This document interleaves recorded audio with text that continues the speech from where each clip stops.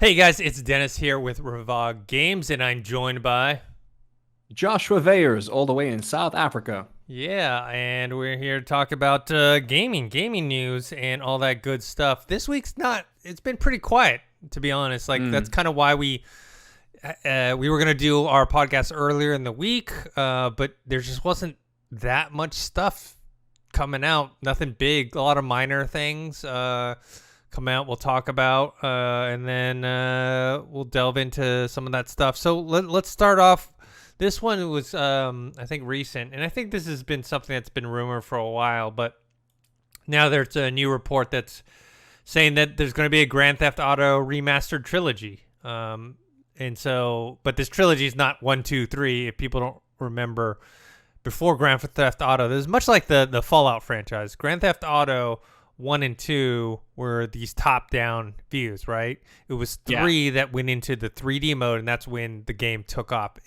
To be fair, Grand Theft Auto had like a cult following, but once it turned into the kind of the 3D view, third-person perspective, that's when the game blew up.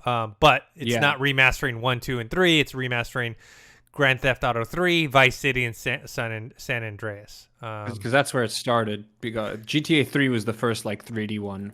Yeah. Yeah. I mean, the same thing happened with the Fallout franchise. 1 and 2 were very big cult hits. But it was 3 when Bethesda took it over and turned it into 3D FPS style is when the game actually blew And then the up. game blew up. Yeah. So they're saying it's going to have a mix between, old graphics and new graphics and whatever. It's interesting just because it seems like Rockstar is just kind of milking every. I'm not saying this is a Oh bad yeah. thing, but like with the way Grand Theft Auto 5 online is being kind of stretched out, and how much money they make from that. But if this is true, and they're doing a remaster, the last. Apparently, each game is being remastered in Unreal Engine, so that leads me to believe it's not just going to be like a silly little retexture. Mhm. You know, I don't think I hope they don't just like cop out and. Because here's the thing: if they wanted to, if they really wanted to, they could just give us a retexture, and a lot of people would be happy. I'm not gonna say people would be upset. People would be happy with just that. But if they can give us something like, I mean, if they're remastering it in the Unreal Engine, like that, like they have all the assets. It shouldn't be too much hard work. If they can do that, I would freaking love San Andreas remastered. You know what I mean? Not retextured, not upscaled, remastered. That would be amazing. Vice City and San Andreas are two of my favorite games from that franchise in general. Um, yeah. So it's gonna be look, but all three of those games are great. I wonder how they'll hold up because a lot of the jokes, a lot of the humor from Mhm. those games might not hold up in terms Mhm. of PC culture, if you know what I'm talking about. Yeah, it's possible. So I wonder how much of it they'll have to change. There's a lot of things that they'll like. I mean, I'll be impressed if they remake this game if they remake San Andreas and Unreal Engine, remaster it. Um, I'll be impressed if they keep all the cheats because that had an extensive cheat list, which was amazing. Some of the best cheats I've ever had in a game. Just like fun cheats, like cars float as soon as they make contact with each other, kind of thing. Silly stuff. Flying cars. Yeah. Look, they're gonna make bank on this, 100%. The fact that it's Mhm. going to Switch as well. Well, Yes. also look, the fact that it's going to Switch also tells you a lot about the remasters. I think you know what I mean. They're In not going terms to of be, content, in terms of yeah. mature Well, it's not content. going to be amazing. We're not going to be looking at anything like super crispy. Hmm. It's going to look better. The term remaster is it's so like vague nowadays. Is it's not a remake. It's a remaster, Also, you don't which know means what extent they're going to remaster a game in terms of yeah. For some people, quality. remastering is just upping the resolution and slapping on some new textures. Hmm. You know, for some people, it means outsourcing your entire work to India and then giving everyone their money back when it fails. Blizzard, Warcraft 3 Reforged. Uh, but yeah, like this is great news. I can't believe I haven't heard about this though, because this was announced. I mean, it was only announced about a day ago, but like I feel like there should be a lot more talk for this Well, online in general. it's not I haven't official. seen too much talk about This it. isn't official. This is a report from Kotaku, and so Yeah. this is what they're saying. They're saying it's coming out this fall, October or early That would be a lovely November. little surprise. They said that it's console first though, so they're looking, Xbox One, Series X, PS4, PS5, that Well, it's stuff. also to curb piracy. Whenever you go console first, you're able to curb a bit of piracy, Yeah, or get some get some of your make your money before piracy gets to it. That's why a lot of games never come to PC right away. It's just avoiding PC piracy is so difficult, Mm-hmm. Yeah. Well, they're saying the same thing about all those movies that come to streaming first. It's true. As soon as they go to stream, man, Yeah. it's pirated. That's I mean, we're not the channel to talk about that, but I feel bad for Black Widow, man. I feel bad for Scarlett Johansson. Apparently, the Disney severed ties with her completely now. Yeah, but that's a different podcast on a different channel. Yeah. So anyways, this kind of popped up recently. I'm guessing it's going to be packaged together as one deal kind of thing, which makes smart. Yeah, you're not buying just Grand Theft to Auto sell it 3. separately. Yeah, it's gonna be like Legendary Edition together. of Mass Effect.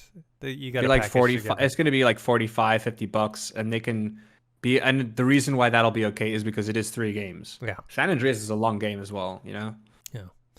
All right. Next up, we have Xbox has confirmed they're gonna have another showcase. This time on August 24th. It's gonna be a Gamescom stream. They said basically they're not doing, and they could be tricking us, but they're saying that they're gonna focus on previously announced Xbox Game Studio titles and third-party partners. So don't expect like a Perfect Dark to show up or some other stuff that they haven't talked about really. They're basically saying they're just going to kind of go more in depth with some of the stuff, as it's been a few months now since their initial announcements during E3. Has it been a few months? Do you think I'm finally going to see some Fable stuff? No, because they didn't announce it. Damn it!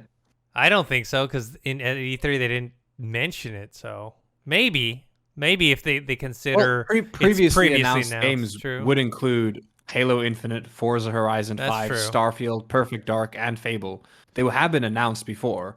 They just at the previous Xbox thing that they did, they just didn't. They showed off more of Forza, which obviously I'm guessing that's going to be coming out soon. They're going to focus on that more than anything else. But you know what? I'm going to be hopeful, Dennis. I think I'm going to see a little bit of Fable here. Even if it's just even if it's just a logo again. I know they have to mention it again, you know what I mean? Same with Perfect Dark. They have to at least mention it again. However, I have a feeling it's going to be a big focus on Elden Ring. Yeah, I mean, Elden Ring got a big shine during last year. That's their third-party partner. Yeah. So, we'll see. It's only in a couple weeks. Really, Xbox is kind of, almost by default, in a way, going to kind of have the attention of the gamers this fall. I mean, now with both God of War 5 and which we knew was never going to come out this fall, but I did have high hopes for Horizon Forbidden West, but that is also delayed. So really, Sony doesn't have much on their plate in terms. I mean, Deathloop, I guess, with the timed exclusive. But they just don't have anything going crazy for it. Where, with the Game Pass stuff and Xbox, finally launching Halo Infinite, it's kind of weird. It's like they kind of hurt themselves by not having it ready last year with the launch of the console, but then they've kind of helped themselves by delaying it a year because now they have this big title that's coming out, which is getting a lot of buzz, a lot of good reaction. I think we talked about that last week. They Halo Infinite. They talked about the flight performance of all the stuff. I was watching a video. They're talking about how, they do have it running on Xbox One, Halo Infinite, but it's only running right now at 30 frames per second, where the Xbox Series S and Series X and PC versions are all 60 and above for the frame rate. There was some reported issues with some of the PC stuff where the frame rates were dipping, but they said I had seen that. Yeah, but they said that's just an error, and that will be fixed. That's not an issue. That's just more of a they It messed should be up an something. easy issue to fix though as well. Yeah. So all things are kind of going well for them on that front, which is nice because Halo's kind of lost a bit of its luster over the last few years, and it seems like this one is kind of bringing back that kind of the buzz that Halo used to get. Yeah, I mean, it's gotten my attention. Like Halo, for me, Halo was always a game I played because I'd visit a friend and they had an Xbox and they had Halo, and that's why we played Halo. I never ever played Halo because I had an Xbox and I had Halo.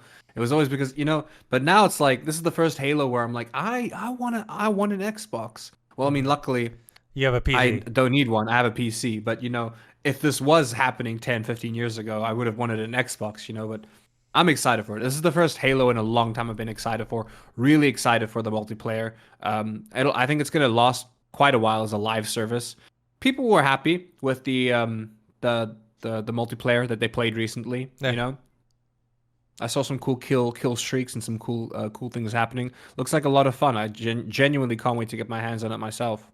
Yeah, I did. Did you sign up for the Halo Insiders? One of our fans, I forgot his name. Let me look up his name so I can give him a proper shout out.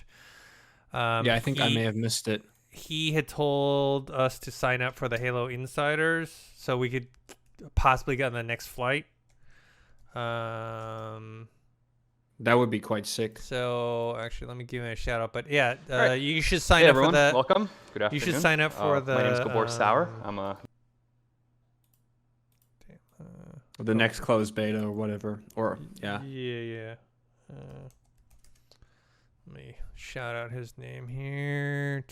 Where? Oh, is it this one? Hey guys, it's. I looked in the Discord. I couldn't find it. Here we go. Fill more pockets. He says. That's a great name. That's a great name. Dennis and Josh, please sign up for the Halo Insider program. So. Okay, we will. Hopefully, I signed up. Hopefully, whenever they do the next beta, I will be able to play it. We just got to also see if it's available in my region. Yeah. Or most likely I'll have to sign up through the European servers. Mm-hmm. Africa never has servers because we're Africa. It's just the way it works. All right, let's move on to the next subject I've got here. Is this one's interesting, especially because we're really big into VR here at Revog, and this one makes sense. So PlayStation is reportedly focused on console quality AAA games for PSVR 2. They basically are trying to get potential PSVR 2 developers to not just do these kind of VR experience type games, which is, people. I mean, right now I feel like with the Quest, you're kind of getting this in between, right? They're not quite just experiences, but then they are games, but they're not full on AAA. Look, I'll tell you right now, in my mind, Half-Life Alyx. Yeah, in my mind, there's only one AAA title, VR title, which is Half-Life Alyx. Now, to be fair, I haven't played Medal of Honor Above and Beyond, and that one seemed like it might have been a AAA title, but I haven't played it yet. So, but other than that, Half-Life Alyx is the only true AAA VR title. And not to say there aren't some good VR games. I've played plenty of good VR games, good VR experiences. But when you're talking about a full-on where the AAA type of money and budget and resources are going into a game that you expect out of a God of War or a Halo Infinite or whatever, that really hasn't happened yet. And it looks like Sony is making the right move because, especially for the PlayStation PSVR 2, you have to do that because what are you going to...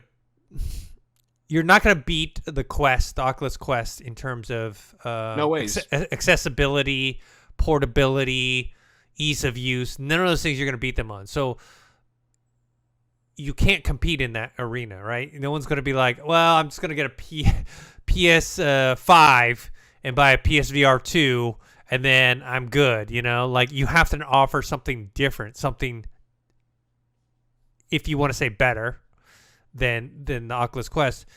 That's the way to go. Because then if you have a AAA title that's exclusive to the PlayStation VR 2, then people will actually buy it. Versus, something you can already play on the Quest. Yeah, maybe the Quest version, the graphics aren't as good, but they're good enough, and so you'll just play it there, right?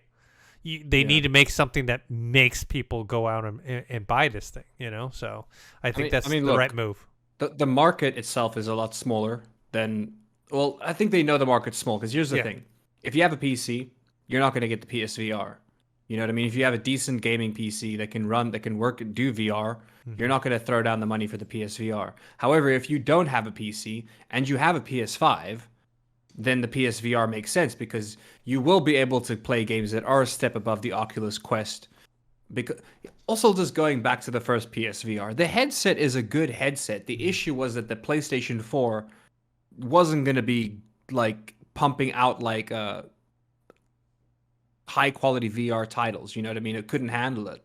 Now the PS5, it's going to be able to handle VR a lot better than the PS4, which is that's just obvious, The headset's not too bad. The market themselves are a bit smaller. So I don't think, the thing is though, like they had success with the PSVR itself, even though I think a lot of that success came from the fact that it was a bit gimmicky. A lot of families were like, oh, my son has a PlayStation. What's this PSVR thing? Let me try that out. Oh, it's got a bundle? Like it worked. It worked a lot of, like, I know for a fact the first time I tried it was because my friend got it from his parents who literally were like, oh, hey, look, virtual reality on the PlayStation, and they got it for him and it worked. So I feel like that gimmick is gone. So they're not going to sell. I don't know if they're going to sell as much. If they could here's the thing, if they could find a way to make the headset integrate with PC as well, where it's like, hey, look, yes, you can buy this headset and it integrates perfectly with the PS5, but to make that piece of hardware worth more money, if you could get that to integrate with PC as well, that would be great. You know what I mean? They'll never do it. They'll never do it, of course. They'll never do it, but it would make the piece of hardware more important. Yeah. It seems like also they're focusing...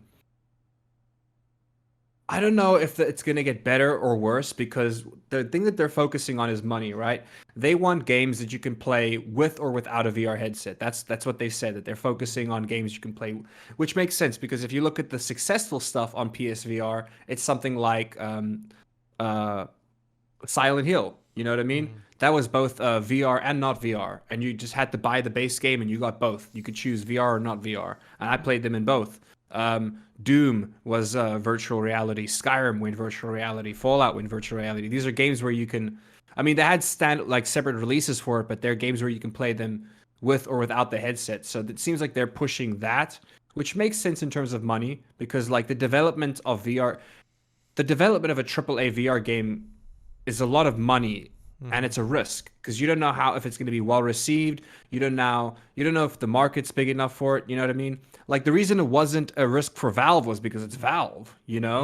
Like they had money to burn. Third-party developer, for third-party developers, they're not going to take the risk on a AAA freaking VR game. Unless they know it can be played without a headset too. Then it inclines them more to do something that could work on both. You know what I mean?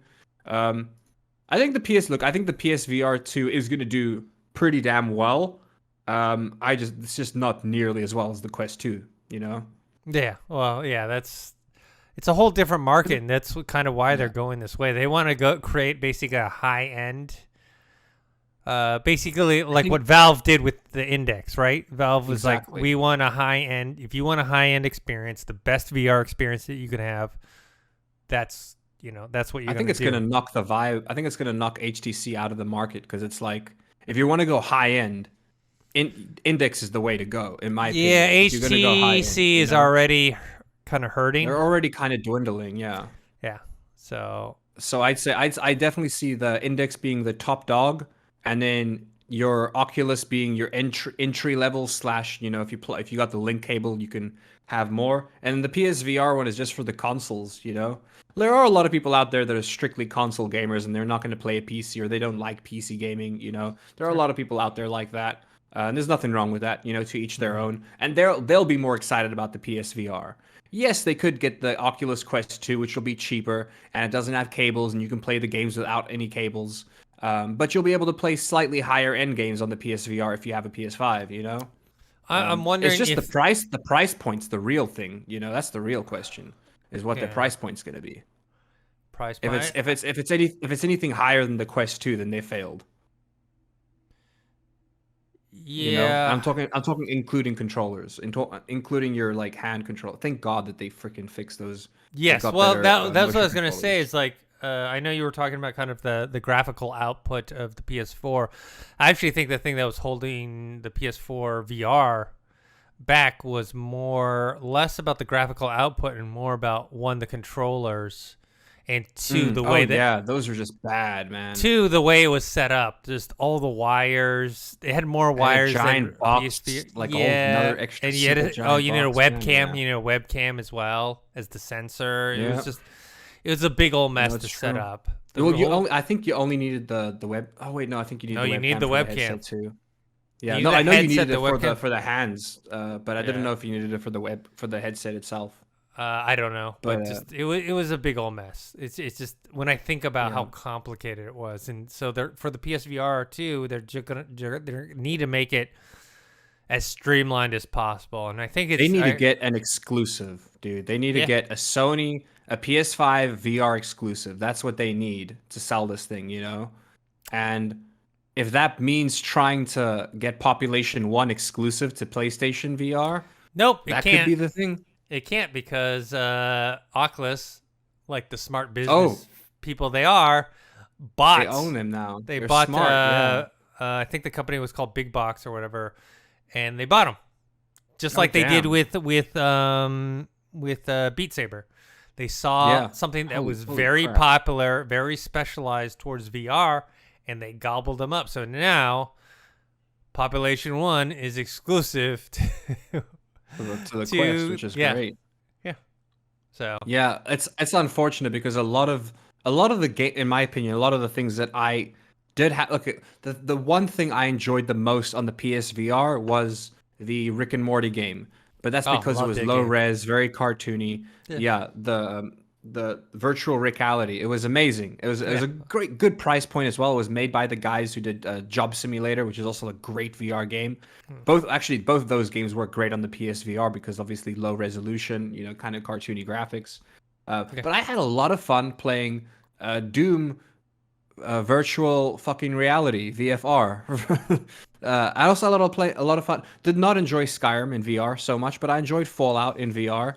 And it sucks because a lot of Bethesda games would be great in VR, but obviously that's not going to happen anymore because Sony can't have anything from ZeniMax, It's yeah, not but they gonna can still do PC versions. I mean, they did a PC version of Fallout and PC version of Skyrim for VR. True, but we're talking about for the PSVR too, Yeah. Like moving forward, like they're not like it's not like what sucks is you're not gonna get your like I don't know if it would have worked or not, but if Starfield was gonna come out on all platforms, and if they were able to get Starfield to at least have a VR camera mode or something, that would have been great. If you can sit in your spaceship and look at the stars. No Man's Sky is fantastic in VR as well, but that's on every platform. There's nothing tied up. On a side note, I just thought of something because we've been kind of we've been talking about the whole Starfield thing and being exclusive and was it going to be, and then ultimately before they announced it, I decided they're going to make it exclusive because it's a brand new title. It's less people can IP. complain. Yeah, people can complain less because it didn't exist on anything. Now in my mind, I have a feeling that they are. This is all pure speculation. I have a feeling they are undecided about Elder Scrolls V right now, and they're gonna see so too. They're gonna see the sales. And Starfield's going to be the test. Yes. That's what they're going to do. If they Starfield's sell gonna be the test. if enough, and it does very well on Game Pass, they're gonna make Elder Scrolls V exclusive. I think I think that's. Yeah. But if they see that it's like, okay, they sell good, but it wasn't quite what they're expecting, and if they needed, extra console If they're sales. smart, in my opinion, they would do a timed exclusive with the Elder Mhm. Scrolls. Just because, like I said, at some point people are gonna, dude. At some point you're gonna play Skyrim on your freaking Samsung Smart TV, dude. Skyrim is on it's everywhere. You know what I mean? It's had so many freaking launches as well. This is one of those things moving forward where I think they know, yes, if they have it on Game Pass for like a good year, which is a long time to have a timed exclusive, like a year, you know. Maybe 6 months is more realistic, but if they had it on there for a year, that's going to boost their subscription numbers. You know what I mean? It's going to boost their console numbers. But then after a year, when it's all said and done, if they then allow it to go onto PlayStation as well, that's like not a whole bunch of money, but that's more money that they could make later down that they wouldn't be making if they didn't. It would just be smart to do a timed exclusive. Yeah. All right, let's move on to the next thing. This one everyone was excited about. There isn't too much to say, but Idris Elba is cast as Knuckles for the Sonic movie 2, the sequel. He had posted on Twitter and Instagram a picture of Knuckles' fist and basically hashtagging it Sonic Movie 2, #Knuckles.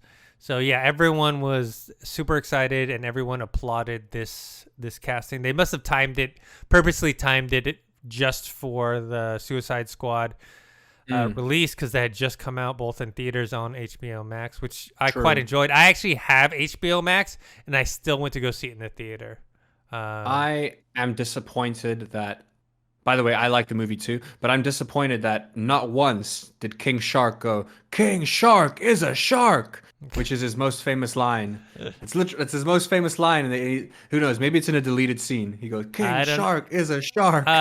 Yeah, it's weird how they make these choices, because this is a total side note, but semi-related just in that regard. Is I don't know if you follow Dave 2D at all on YouTube. He basically does a lot of tech reviews. He reviews laptops. Oh yeah. Anyways, he did this review for an Optimus Prime, like a real transforming Optimus Prime.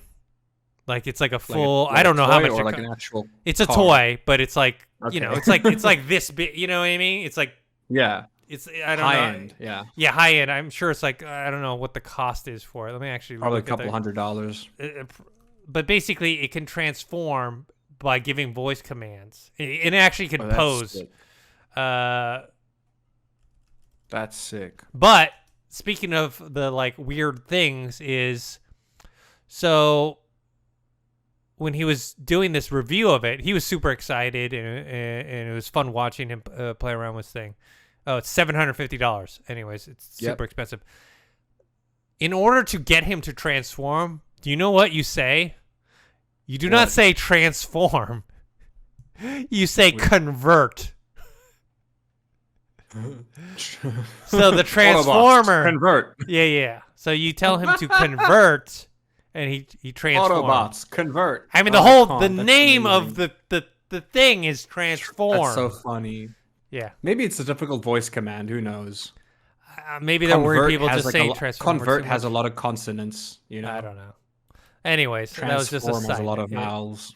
It's a transformer. It's called a transformer. Why wouldn't you use transform as the key word to get it to transform? They're not called converters. If we're gonna go off tangent, I just want to say I can't believe half the people that they use to promote Suicide Squad.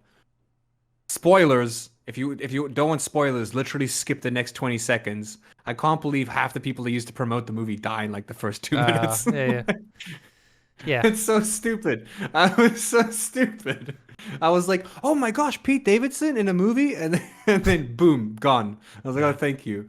Flula Borg in a movie? I love Flula Borg. Boom, gone. Yeah. At least his javelin had more airtime than he did. Nathan Fillion as well. Oh, yeah. He's TDK. Yeah. So. Oh, man. Oh, yeah, and then, I guess John Cena is getting a spin-off series as well. Yeah. Which they finished. Anyways, going back, the question I have for you, Dennis, is: do you think he's going to do a British accent, or do you think it's going to be American? Do you think he's going to like try to do like a Knuckles type thing, or do you think it's just going to be straight up Idris Elba? No, but Knuckles, American. but it's Knuckles. American. He has Have to. you ever he has to have fit you ever in. watched The Wire? Yes, he does his American accent's impeccable. That's Yeah. why I ask. I literally can did do not both. know You he was can do both. English until I saw an interview with him after I'd watched The Wire, because his accent was so good. Yeah, that's why I ask. I think it would work. I hope he does American. I think that'll do the movie justice. Well, that'll do Knuckles justice as well, because I've never seen Knuckles British in my life. You know? Yeah, no. He's always been angsty and British. I mean, angsty and American. But yeah, I think he'll do an American accent for it, and I think his like voice is deep. It suits it. Also, he's just good. He's kind of got that roughness to him. Yeah. You know? It's a good fit. Everyone's excited. Everyone was super happy about this. Everyone's Speaking, just like, give us the movie now. Yeah. It's so funny because Sonic turned from this movie is going to be a piece of crap, and then now it's to people. Yeah, I enjoyed it. I knew Jim Carrey was going to steal the show, but I was actually really impressed with Sonic himself. You know, well, especially since they fixed him. And since they changed the design from creepy Ben Schwartz, I think, was the voice. Yeah. Since they changed the design from creepy man teeth. And they hired the freaking dude to do the redesign from Sonic Mania, which is a fan-made Sonic game that's better than most Sonic games. Which is great. Like, good for him. But yeah, moving on though. Yeah, moving on. Speaking of The Wire, we've got Omar. Omar's coming, and he's in the Battlefield 2042 Exodus short film. To be honest, when I heard they were making a short film, I thought it was going to be in a live action short film. Dennis, for the first 30 or for the first like minute, I thought it was live action. I'm not even lying to you. There was a point in time, like a minute into it, where I was like, hold on. Like, I'm not gonna lie, because they just looked like they were polished. I thought maybe they're using real actors, but they're polishing them a bit to give it a video game feel. And then I saw the mocap, and I was like, oh, that's a video game character. Yeah. Nobody walks like that. Nobody. Yeah. But dude, heavy. Talk about heavy and real and deep. Like, what they show, like a city that's like half submerged, and it's not like. I mean, the game obviously has a lot to do with natural disasters. You're gonna be fighting people in the middle of a tornado, for God's sake.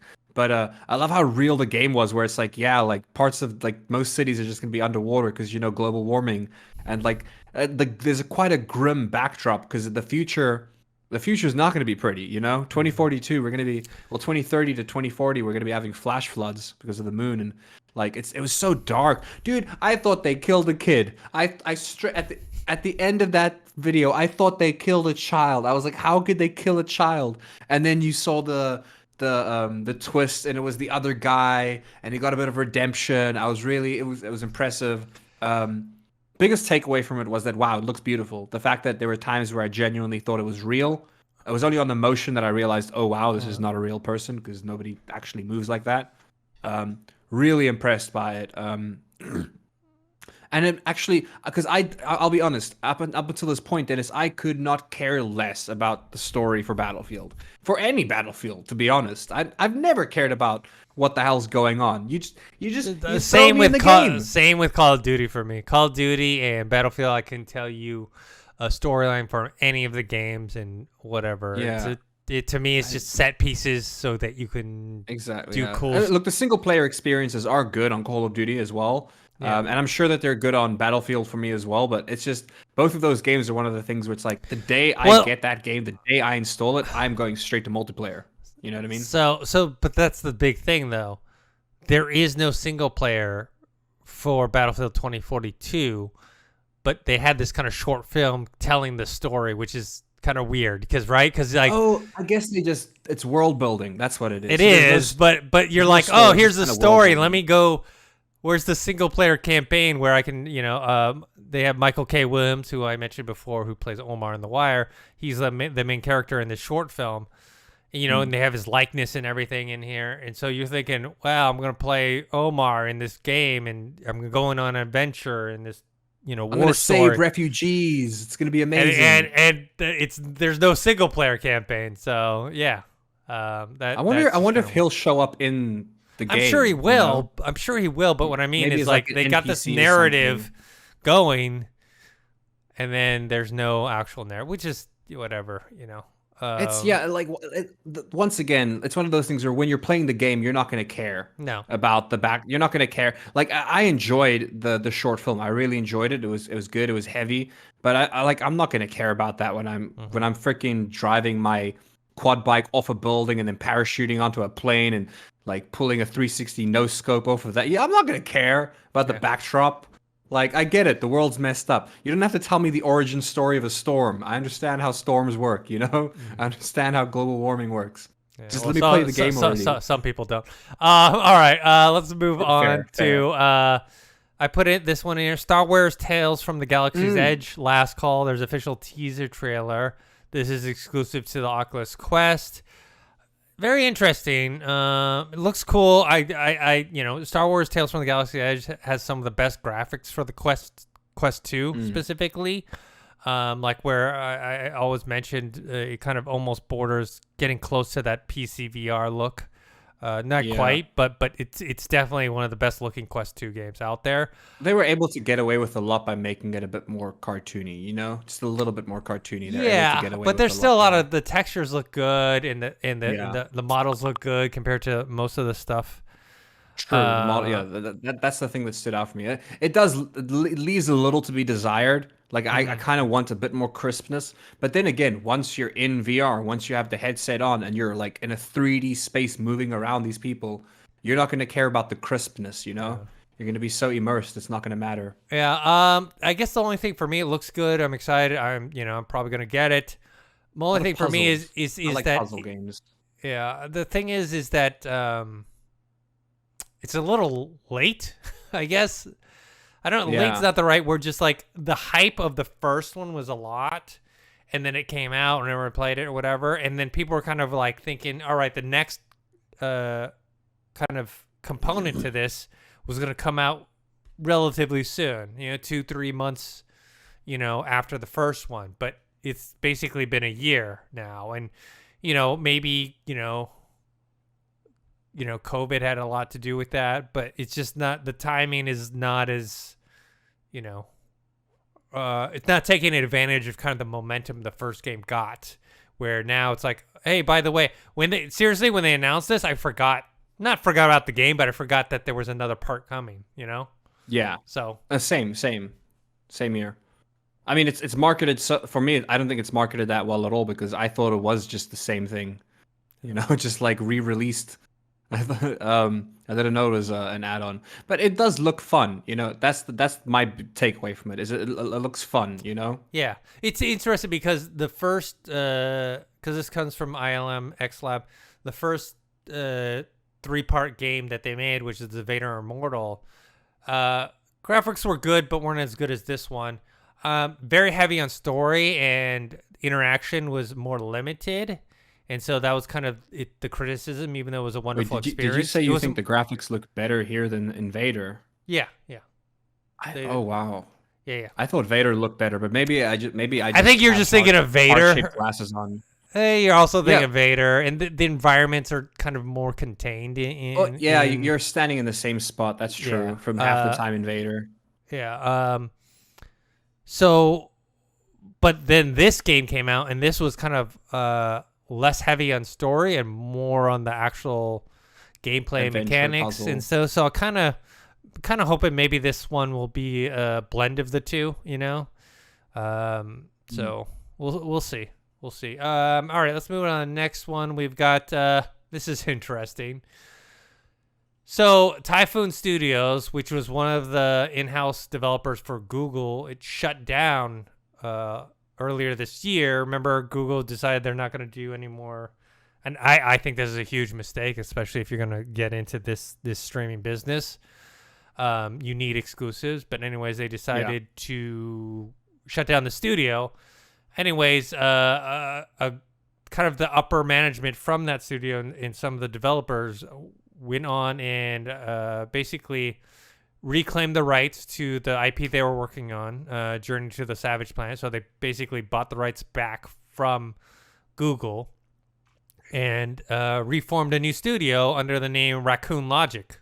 They got some funding money from, I think, Tencent. Large Tencent.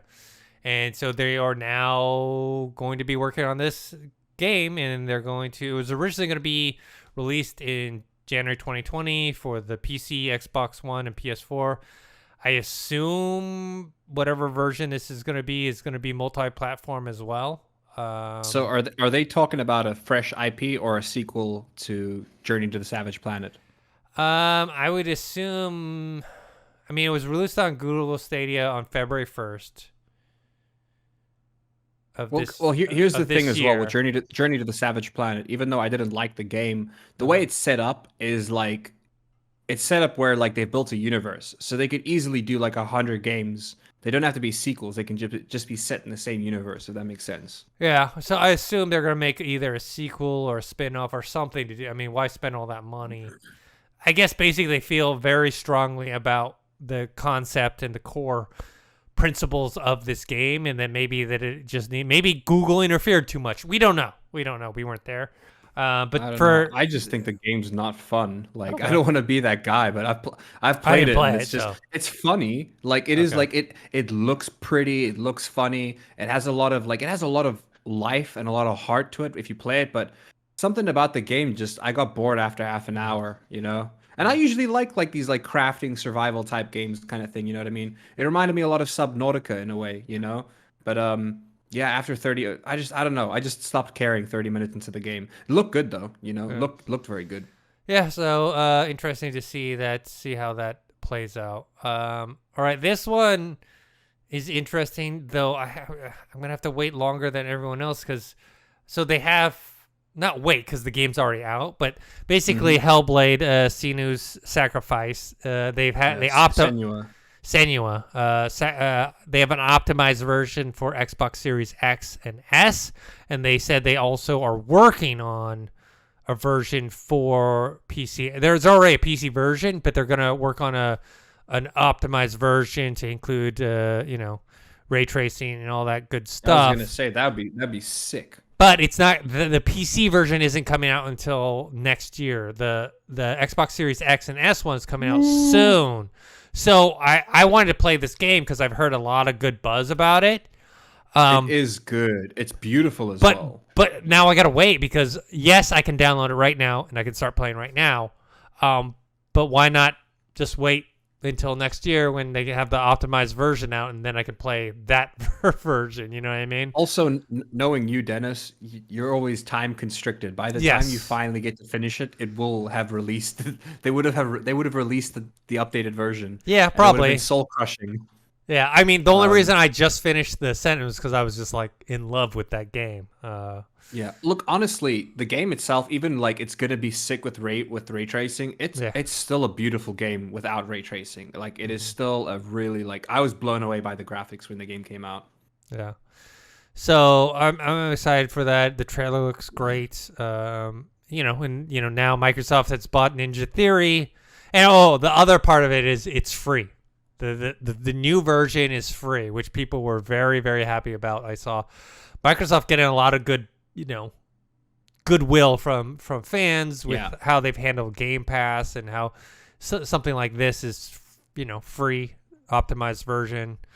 So yeah, this is definitely this fall is definitely Microsoft's to basically shine with all the stuff that I had mentioned before versus PlayStation's gonna be kind of low key this fall, this winter, and next year with God of War, Ragnarok, and Horizon Forbidden West, maybe that's kind of when they're gonna start getting. Well, they got Deathloop coming out, but I think that's only a timed exclusive, isn't it? Timed exclusive, and ultimately, let's say the game does well and people love it. Guess what? The next version will be exclusive to Xbox/PC. True. So it's not exactly a win-win for PlayStation there. Yeah, which I mean, I actually don't have it up here, but supposedly Sony is Sony says that they were able to meet their Q1, their first quarter earnings. English is a language I speak, I promise. They were able to meet their Q1 earnings because of PlayStation's digital downloads, basically from the PS Store, because obviously their hardware sales, well, not just the PlayStation, but Sony in general, their hardware sales took a hit. And so they were able to meet their Q1 earnings because of digital purchasing in PlayStation, I believe. But also, moving forward, supposedly Sony says that they are ready to sell 22 million PlayStations without being short on stock.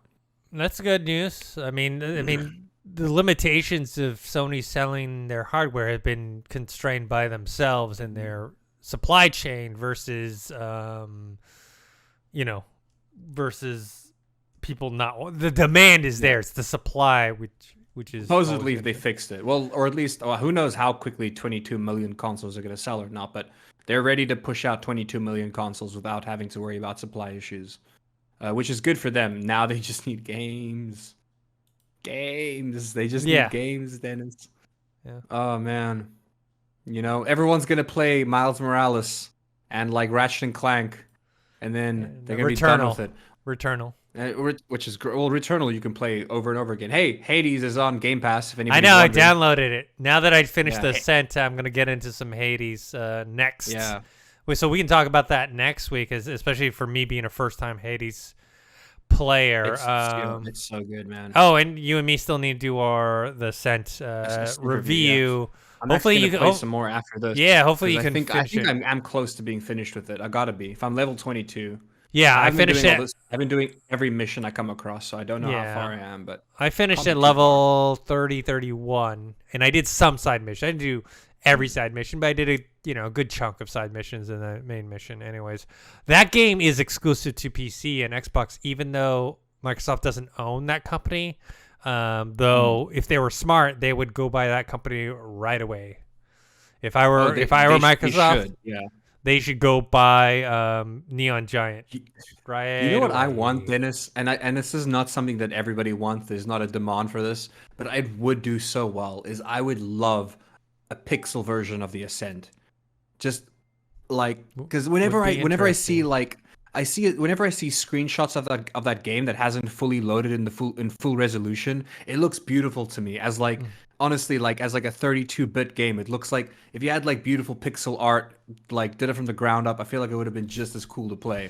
It's great now. The lighting's beautiful. Yeah. There's a video on IGN where someone used this Unreal program, and they used it, and they basically, you couldn't play the game this way, but he used the camera system to fly through the game in first person. That's cool.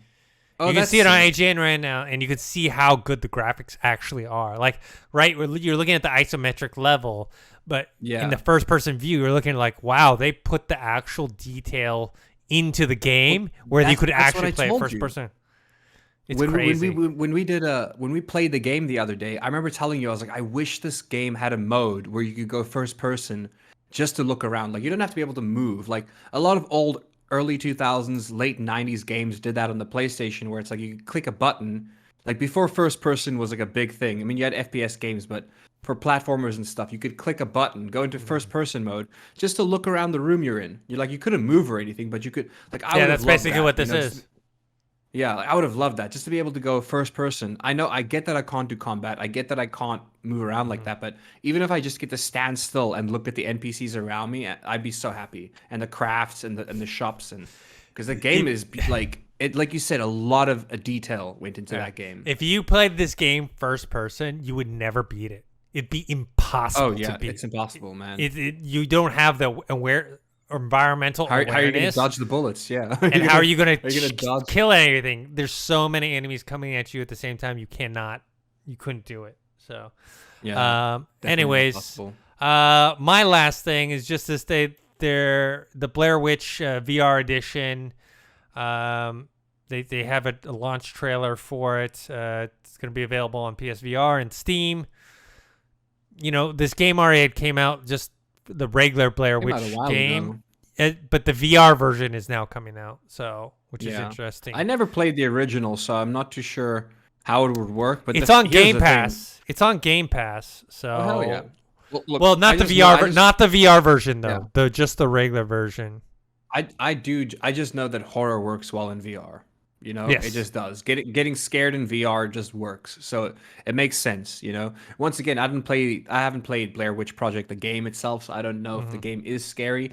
I have had a friend play the game before and they didn't particularly enjoy it. They said it was a bit boring. But then For again, they're a me, hard critic. but yeah, and also for me, the Bluebird, the team that made the Medium, made this game. So that's, Oh wow. Well, it's yeah. a huge step up then. Like, cause I have like, I mean, the Medium looked like in terms of graphics, looks beautiful in comparison. You know. Yeah. So, and also remember, VR games are also. Well, like, yeah, that makes sense. Look, the Blair Witch Project for what the game looks like when it came out, it would work in VR. You know. Yeah. Yeah. So I'm interested in checking. I'm wondering though, it's not on Game Pass. The regular version's on Game Pass. VR version is not. I don't know when we'll get that. I'm kind of hoping to hold off until the VR version comes out on Game Pass to play it, but we'll see. But the live action trailer, it wasn't as live action as I thought it was gonna be. I thought it was gonna be this whole like mini movie, but it was like basically a little live action in the beginning, and then it shows some dude just putting on like a PSVR headset and playing the game, and then gameplay footage. I thought it was like a full on like, I don't know, like mini movie, but that's not what it was. Anyways, that's it. I know you have some stuff you wanted to talk about. Yeah, I got a couple things. Some of them small, some of them big. Let's just jump right into it. QuakeCon is coming out next week, August 19th. Not really much to talk about. They're mainly going to be covering Fallout 76, some Doom stuff, some Elder Scrolls Online stuff, and they're going to be doing a deep dive with Deathloop, which is cool. Also, some interesting things like Rob Whitaker from the UFC middleweight. He's going to be playing former Fallout middleweight 76. champion. Yeah, he's just gonna be there playing the game. Like I get like that's like they have like a good hour dedicated to just him playing the game on Thursday, August 19th. That's interesting. Yeah. They're doing an interactive fun run with Gus Johnson, which is one of my favorite like sketch comedy YouTubers. He also loves Skyrim, so I know it means a lot to him to be able to do that. But I don't know what the hell an interactive fun run would be, you know. Yeah. Anyway, interesting. Check the event's happening next week. Check it out. August 19th, August 20th, and August 21st. So some of you guys may have seen this trailer for Free Guy. Obviously, I mean, if you haven't heard of Free Guy, you're living under a rock. It's not overhyped, but I mean, it's one of the only like movies that seems interesting currently coming out. You know, now that Suicide Squad's out of the way. They did a trailer where they showed off like an improved version of Ryan Reynolds' character, and he's just called Dude. Like he's not the dude, he's just Dude. And it's basically this like really, really ripped Californian-esque looking person with Ryan Reynolds' face plastered on, like just face mapped on. And it's such a weird video to watch. But the point I'm getting to is that they've decided that guy's perfect for Fortnite. So they've decided they're gonna add the dude. Not the dude from Big Lebowski, just Dude. They're going to be adding him to Fortnite. I thought I had to add that because it's just so obscure. But look, it also makes sense because they were able to get Deadpool in. So now Ryan Reynolds is technically in Fortnite twice, if you consider Deadpool, you know? Yeah, moving forward, we spoke about this before the podcast, but moving forward, the Call of Duty League is going to require proof of vaccination for attendees attending the esport league for Call of Duty moving forward. Without getting too political, whether who thinks it's a good idea, bad idea, it doesn't matter. It's happening. You know what I mean? I think it's a good idea. I think because they took this plunge. Look, nobody wanted to be the first person to say, "Hey, we want vaccine only entrance into our to come watch the esports league," you know, for the attendees. But they did it, and I think a lot of people are going to follow suit. A lot of I see a lot of the esport leagues and tournaments and things like that. I see them doing the same thing where it's like you need a vaccination card or something to prove you're vaccinated, because it's tight spaces. Look, a lot of these venues, they're not huge, you know. I mean, when they have the world championships or like the big tournaments once a year, but like for instance, the Overwatch League, right? Overwatch League, highly popular. The the audience itself, there's no, you can't social distance. If you social distance at the event, it's like you may as well not have had people watching live in the first place. They could have just watched at home, you know? So it makes sense to me, you know? I guess the same thing's gonna happen to actual sports eventually too. You know, you want to go check out the LA Dodgers, you're gonna have to be vaccinated to get into the stadium in the future. I can see that happening. Makes as well. sense. Makes sense to me. Yeah. But yeah, so the Call of Duty League requiring COVID-19 vaccination for the attendees. So, like I said, we're probably going to be talking about Activision Blizzard on off for a couple of weeks because of all the drama going on there. There have been a couple updates without getting into the drama. 3 senior Blizzard devs have I don't know if they've stepped down or if they've been fired. I'm not too sure. But yeah, the Diablo 4 director, Louis Barriga, I hope I'm saying his name right, the lead level designer, Jesse McCree, who has done great work, and the World of Warcraft designer, Jonathan LeCraft, they've been let go amid the ongoing allegations and harassment. So say what you will about Blizzard and Activision and this kind of frat boy sexual assault kind of situation happening within the studio. Let's take that away for a second. You know, not to take away from it. Like I feel for the victims. I really feel for them here, and it's unfortunate what's happening inside that studio that I used to love as a child. But taking that out of the situation in terms of gaming, I'm worried about Diablo 4, rightfully so, because they just lost their lead level designer and director. So I am a little worried about Diablo 4 and what's going to happen to it. If there's going to be delays or not, who knows? So a little worried about Diablo 4. Yeah, but and then whilst we're at it, because it has to do with Blizzard itself, because of the thing happening to Blizzard, Coca-Cola and State Farm basically have to reassess their advertising rights. Like, do they feel like I mean, look, the Overwatch League is huge, or it was. I'm not too sure if it, like, I know it still isn't, but when Overwatch 2 comes out, maybe it'll be big again, you know? But yeah, brands are going to have to rethink the idea of do we want our logo slapped onto a Blizzard game, you know what I mean? Or like just anything tied to Blizzard, do we want our logo slapped onto it, you know what I mean? So that sucks for the Overwatch League, but it's also one of those things where that was bound to happen. Like this thing happening with Blizzard Activision is huge, you know? It's not stuff that just happened recently. It's stuff that's been going on for years. Like, this is going to be a very long, like, it's just going to be, like, what's going on right now is going to be happening for a long time in terms of, like, court cases and things like that. So, yeah, they had to take a look at that. This is quite interesting. A while ago, we covered the news that the whole the whole Epic versus Apple thing, where Apple takes, like, 20, I think they take, like, 20, 25%. I thought it was 30. They take, 30. They take 30% of your microtransactions from a game. So obviously they take, if you're putting your game on the App Store, they take their 30% from the actual game sale. But if your game is free and you depend on microtransactions, Apple takes about 30% of that. I think Google takes 20 or 30 as well. They both take a pretty high stake. So what Epic did was, just to catch you guys up, they decided instead of buying V-Bucks through the App Store or through the Play Store or the App Store, you can buy the V-Bucks directly through the Fortnite launcher. And they lowered the prices by 30%. Because they were like, hey, we don't want to make more money. We just think that Apple deserves less money, which I agree, you know? So that's because they weren't there was no gain. Well, actually, I guess there was a gain because people are paying 30% less for their V-Bucks and getting their bang for their buck. So they probably did make money in that regard. But obviously, Apple not happy. They took Fortnite off the Apple Store. Has been gone since August last year. I think if you had the game downloaded and you haven't deleted it, you can still play it, but it's stuck in that season from last year, August.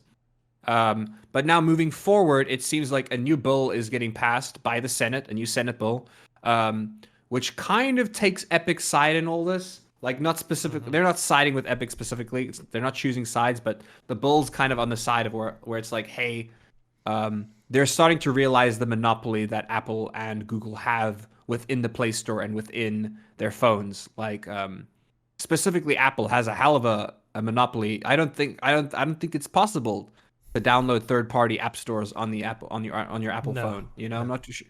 Yeah, like that's kind of like a monopoly in a sense. But it's a gray area because it's like make your own phone then, Epic, I guess. That's a stupid argument. Nobody ever make that, by the way, but you guys get the point of making that. So yeah, moving forward, it seems like if this new bull goes through, it seems like it'll be easier for people to circumvent microtransactions or having to pay Apple and Google that much of a fee. You'll probably still have to pay them, obviously, if you want to be on there, but they'll most likely make it so that you can have other app stores like Epic. If this bill passes, I can definitely see Epic creating their own mobile app store. I can definitely see that happening. The Epic store on mobile, it just seems to make sense. This is something I linked to you because I'm not gonna play it. I don't care about it. But I just thought of how wild this was. Who the hell greenlit this? Like it in theory though, it looks like a good idea. But Nerf, yes, that's right. The people who make Nerf guns, they're making a game. It's called Nerf. What's it? Nerf Legends, a sci-fi shooter fully loaded with the classic dart guns. Yeah, they call it Nerf Legends because it looks like Apex Legends. If you watch the trailer, yeah, it looks like every battle royale blended together. It looks like so many games blended together, which is why I'm not going to play it. It just looks like there's so much going on. It looks like I'd have fun playing it for a day or two if it's free, But the game does look drastically better than what you would expect a Nerf gun game to look like. You know what I mean? Yeah. Like when I read Nerf Legends, it's a Nerf gun game, I was expecting like blocky, like Roblox type of graphics, you know what I mean? And it's decent. It's decent. Like it's pretty decent looking. They must have put in a good chunk of change into it. It's 4v4 team battles. And there's a 8-player free-for-all match and a 4v4. So maps will be a bit smaller. It's not going to be like a battle royale. I feel like it's somewhere between like Valorant and Unreal Tournament or something. I don't know, or maybe Quake. It's a little out there. Yeah, I mean they're using the Nerf guns, but then they're making them look super futuristic. It's just going to be you can sell Nerf guns in the future to kids, Yeah, exactly. They're going to be like, oh my gosh, I want the sniper. But if you watch the trailer, it's pretty much just a tamed down version of Apex Legends / Fortnite. It's basically what it is. It's team focused. You got the free for all, the 8-person free for all. Yeah, it looks like I said, it looks a lot better than what I was expecting a Nerf gun game to look like. Mm-hmm. It looks fast paced as well, but that could just be the trailer. They could just be trying to make it look fast paced for the trailer for the sake of selling it. Anyways, moving on. This is also kind of, I don't know if this is exciting news or not. It could be. It could be horrible. Well, not horrible news, but it could fail. But Dr. Disrespect, which is one of my favorite streamers, we still don't know why he got banned off Twitch. I think it's because Twitch didn't want to give him millions of dollars. Most likely, because once Mixer went down, Twitch was like, "Wait, we're not going to pay for his exclusive deal. There's no rival anymore." Yeah. Anyways, that's not what we're talking about. He's decided he's making his own video game company. He actually put out an ad on his Twitter account, looking for a level design. What's he looking for here? I read. In partnership with this couple. No, where's the exact quote I'm looking for? He was looking for somebody, who will closely work with the studio to launch the dream game. Essentially, he's got this game idea with a twist. Mm-hmm. We don't know what it is. He just says he's got a game idea with a twist. It's gonna be an FPS game because that's what he's known for. He was also, I did not know this about Dr. Disrespect before the time, but he was a Call of Duty level designer. So he does have he does do a bit of game design before. So moving forward, it's definitely going to be an FPS game. I know he worked closely with Rogue Company. He's actually he's in the game straight up as you can play him in the game, I believe. So yeah, he put out an ad. He's looking for people to help him make this game, and he's going to be teaming up with a lot of streamers. The fact that he's teaming up with a lot of influencers leads me to believe that the twist would be the fact that maybe they're the characters or something. I don't know. I hope not, because that sounds like something that would die after 2 weeks of popularity, But yeah, Dr. Disrespect starting up his own gaming studio. Could be cool, could be bad. Who knows? Yeah. Xbox had an indie showcase. I'm just going to quickly go through some of the games that they announced. The thing that looks most exciting to me is Lightyear Frontier, an open world farming exploration game. I don't know why, but I just like it. You're kind of in this like big mech suit, and you're going around, and people call it like a mix of Stardew Valley meets farming simulator. Which I don't like farming. I don't like farming simulator or train simulator type games, but I do love Stardew Valley, and I like farming. I like farming in games when it's not realistic. You know, when it's fun, like Minecraft. I love setting up a farm in Minecraft and just farming my stuff. But yeah, Sam and Max Save the World Remastered. We spoke about Sam and Max recently because they're coming to the VR. Yeah. I suppose they're remastering some of their older games, which are some of the games that I've played and loved. Ollie Ollie World. They showed off the world player customization. Ollie Ollie's a fun game as well. Hoping to get into that. Another game I'm looking forward to is The Wandering Village, which is a city builder. I love city builders, but the city builder takes place on top of a giant moving monster. Kind of looks like a turtle thing. And you're building the city on top of the moving monster, which is cool. There's a Portal-like puzzler called Lab Rat coming to Xbox. Looks quite interesting. It's like it's not even isometric. It's straight up bird's eye view. So it's not even. I don't know if that's considered isometric. It's straight up bird's eye view. If it's straight up bird's eye view, then yeah. That's something else. Then yeah. RPG time. The Legend of Wright. It's a handmade RPG that takes place in a notebook. It doesn't look like something I'd enjoy, but yeah. And then there's Inked, A Tale of Love. It's like a love story. It looks quite artistic. Yeah, I'll mention this because I know that this was we both loved Ghost of Tsushima. We both enjoyed playing the Ghost of Tsushima Legends mode. Ghost of Tsushima Legends, the multiplayer mode, the co-op mode, is going standalone. And it's going to be going for, I believe, $20 if I'm correct. Let me double check on that. Yeah, it's going to be going for about $20 on the PS4 and PS5. If you have Ghost of Tsushima, you have Legends. It was a free update, but it's now going to be a standalone thing. You can pay for $20. I think it's worth it, especially if you got like 3 other friends to play it with. Definitely play that game. It still has everything. It has everything that the Legends mode has. They've added a new mode. They've added like They've added this gaming mode where it's like it's 2v2 in the sense of like 2 people and 2 other people. They're both fighting off hordes of monsters, right? Like in the horde mode. But with every kill you get points, and you use those points to either help your team or sabotage the other team. You know, like giving them exploding corpses or giving them different types of curses, etc. So it's like I'm not too sure I don't think you actually interact with each other. I think it's more you're just like slaying like the demons, and then you're spending your points on things that can sabotage the other team or do better for your team. It seems like fun. I'd play it. Also, it seems like they upped the level cap from 110 to 120. Well, not up the level cap. They've just added like a mastery thing. So all your level 110 loot will be able to get up to like a level 120 because you'll have like mastering levels or whatever. Yeah, it looks quite fun, quite interesting. I think it's going to sell because here's the thing. I loved Ghost of Tsushima as a game. It's a beautiful game, but I can't lie to myself or to people because I really loved I loved Legends more than the main game. Really? I think that was kind of noticeable. For most people, that was not the case. Most people preferred. The storyline is amazing. The gameplay is amazing, but there's something so absolutely satisfying about just taking out hordes of demons with precise swordplay. It's just I couldn't stop playing it after the day that we played the mode when it came out. Like I think we were gonna do like a review, and I was supposed to play Ghost of Tsushima, and I just couldn't because I was playing Legends. I couldn't stop. I had that much fun. If you haven't played Ghost of Tsushima and RPGs aren't your kind of thing, you like multiplayer games, definitely try out Legends when it comes standalone. It's only $20, which is not too bad for the game itself. Yeah, I mean, my recommendation is just buy the whole thing, and you play the single player and the multiplayer. But if you aren't interested at all in single player games, that's the way to go. Exactly, yeah. But definitely, I mean, look, if you are into single player games, pick up the game. Legends is free with it.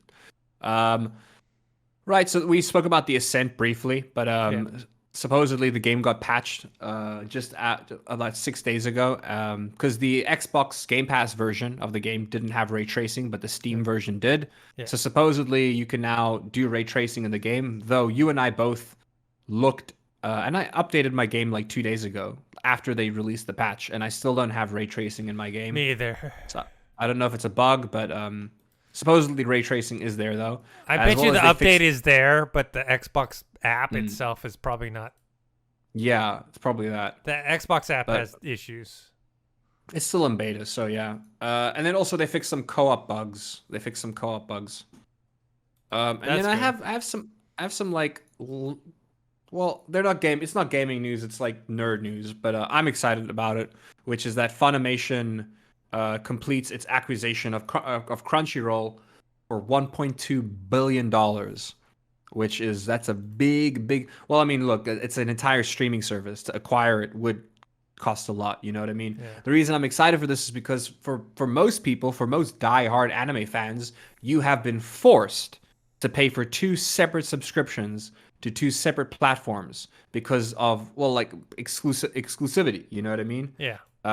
But now in the future, it seems like that won't be the case. You know, it's just going to be, you're just going to have one subscription fee for all the anime you need to watch, which for a very brief period was the case, where Crunchyroll did a deal with Funimation when they released a new streaming service called VRV or Verve, which I actually quite enjoyed because it took if you were already an existing Crunchyroll member, you got Verve, which came with like a lot of Dan Harmon's old stuff before he did Rick and Morty and Community, like a lot of his older stuff, a lot of stuff from Critical Role, a lot of stuff from Rooster Teeth. Like a lot of their exclusive stuff was on there, and Cartoon Hangover. A lot of it was a good streaming service. I don't know if it's still around or what happened to it, but yeah. So Funimation now owns Crunchyroll, so all your anime is going to be in one place, one subscription fee. Eventually, I'm looking forward to that. That's gonna be cool. And then a while ago we spoke about these the Razer, the Zephyr, the Razer RGB face mask, which is still such a stupid sentence to say, but they do look sick. They do look good. It's the only clear face mask I've seen that doesn't make you look like a complete idiot. Like, you still look a little silly with it, but compared to other clear face masks, you don't look like as much of an idiot. But supposedly they're doing beta tests for the RGB mask. Project Hazel is now officially the Razer Zephyr. And then what you just got to go. Where is it? It's a community sign up. I want to tell people where to go, where they can go for it. You're gonna have to look it up. But there's a thing you have to. I think it's either on Twitter or Instagram. You just have to comment your name, your country, and the reason why you want to test it out. I'm definitely gonna sign up because I would love to test it out myself. And the last bit of news I have is just something that never happened. That could have happened, but it never did. Which was a Power Rangers game, but like set in the style of Arkham games, like an Arkham Power Rangers game that could have been, which now is essentially Arkham Knights, which is going to be coming out, which looks sick. But there was a period in time where people were pitching the idea and thinking about the idea of making a very dark, gritty Power Rangers game, you know. Maybe this was probably around the time the movie came out when they decided to make a more dark, gritty movie. At least that's what it looked like. And then you watch the movie and it's super campy, which is Power Rangers. Power Rangers is campy. But yeah, that's about all the news I got. Like you said, a bit of a slow week, you know. Yeah. No big news. A lot of little news. Not a lot of big stuff going on. But we said that Xbox Showcase is in a couple weeks. We'll see what kind of other rumblings come out about some of the games coming. Hopefully we can get on that next Halo Infinite beta preview at some point. Yeah. And I'm gonna start playing Hades. Oh, once you finish the Ascent, we'll do a spoiler review for that. I think I should be done by. Like I'm gonna be a bit busy tomorrow, but I should be done by Sunday because I'm gonna play. So I'm gonna binge it tonight. I might finish it tonight, but I'm a bit busy tomorrow. So hopefully, all right. Well, maybe we'll do something Monday or something like that. Yeah. Cool. All right, guys. That's it for this episode. Make sure to subscribe to this channel. That's youtube.com/Revog. Subscribe to our podcast feed. That's on Spotify and on Anchor. You can follow me on Twitter at ThinkHero or Instagram Dennis.tzng. Josh, where can people find you? You guys can find me on Twitch at Josh_Toki. Yeah, I haven't been streaming in a while, but if we get my followers up, it'll definitely incentivize me to do so. Nice. All right, guys. Until next time, see you guys later. Later.